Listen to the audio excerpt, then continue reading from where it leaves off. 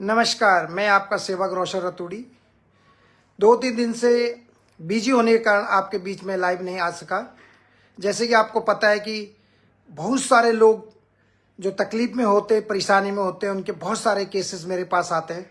और आपको पता है मेरे पास इतना भी टाइम नहीं है कि मैं आप लोगों को कुछ ग्रीटिंग कर सकूं, क्योंकि लेकिन अभी एक ऐसा बहुत ही दर्दनाक जो है हादसा हुआ हमारे उत्तराखंड जो है नैनीताल के बेताल घाट के हैं जो रहने वाले हैं मालगांव के। दिल्ली में काम करते थे होटलियर भाई, और उनकी चक्कों से हत्या कर दी जाती है।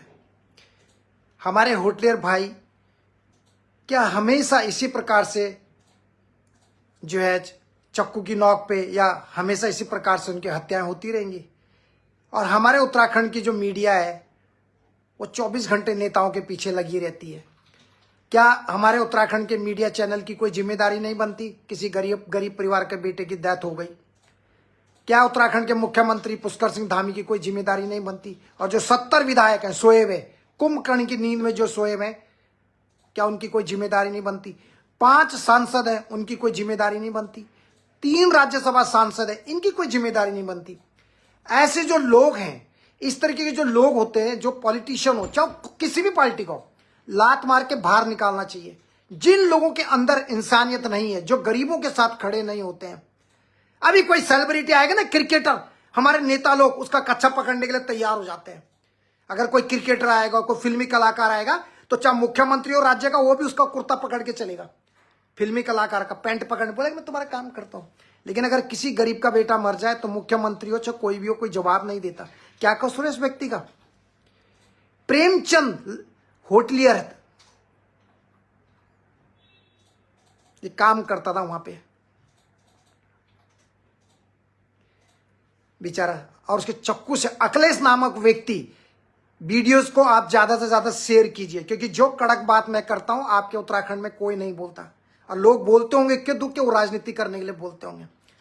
हमें ना कोई राजनीति से किसी का मतलब है, हम सिर्फ इंसान को बचाने का काम करते हैं। बचाने वाला परमात्मा, हम एक माध्यम बन के इस दुनिया में भगवान ने हमें भेजा है, लोगों का सेवक बना के।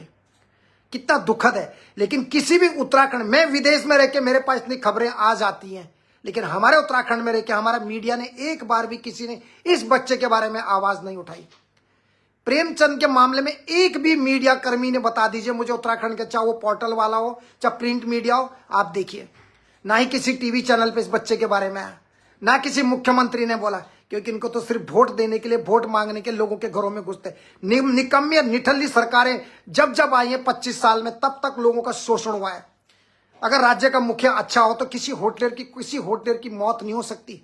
अगर हमारा राज्य का मुखिया सोयावा ना हो और हमारा डीजीपी सोयावा ना हो। अब मैं दिल्ली की पुलिस, जो दिल्ली पुलिस है, उनसे भी सवाल पूछता हूं, क्या जिस व्यक्ति को, यानी हमारे प्रेम भाई को जिन लोगों ने मारा, अखिलेश जो यूपी का रहने वाला था, छोटी सी बात पे जो है तुम किसी को भी चक्कू से मार दोगे। पिछली बार तुमने साहिल बिष्ट को पंजाब में मारा,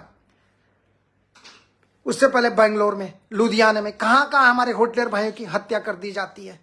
लेकिन जब मेरे उत्तराखंड में रोजगार नहीं मिलता, तब मेरे उत्तराखंडी भाइयों को बाहर रोजगार के लिए जाना पड़ता है। लेकिन कोई व्यक्ति कोई बोलेगा नहीं। और आप लोग जो हैं, आप लोगों को तो सिर्फ पार्टियां चाहिए, क्योंकि आप में से कितने लोग यहां पर आ जाते हैं। शेयर कीजिए ना वीडियोस को, लिखिए अपनी, टैग कीजिए मुख्यमंत्री को, टैग कीजिए डीजीपी रेखा जो दिल्ली की मुख्यमंत्री, उसको टैग कीजिए। वहां जितने उत्तराखंड के जो विधायक बन के बैठे हुए हैं विधानसभा के अंदर, दिल्ली गवर्नमेंट में, उनका भी कर्तव्य बनता है, उनका भी कर्तव्य बनता है।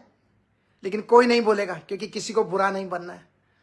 बुरा बनने की किसी को आदत नहीं है, सबको बस मलाई चाहिए। ये क्या कसूर था इस व्यक्ति का, मैं आपको बता रहा हूं, क्या गलती है इसकी। एक सवाल है, पता है अभी हमारे जो उत्तराखंड के एक भैया की डेथ हो गई थी, कितने रात दिन लेके काम कर रहे हैं डेड बॉडी के ऊपर, रात दिन। तब तक मलेशिया में लोग जेल में बंद हो गए, तब तक कोई भाई वहां वियतनाम में फंस गया। हमारे पास तो खाने का भी टाइम नहीं होता है। सोचिए ना, विजयदशमी का शुभकामनाएं देने के लिए भी टाइम नहीं है। आप बताइए, ये ऐसी लाइफ है मेरी। सोचिए आप, ना किसी को रामनवमी का विश करने का टाइम मिलता है। सोचिए, खाने का टाइम नहीं होता।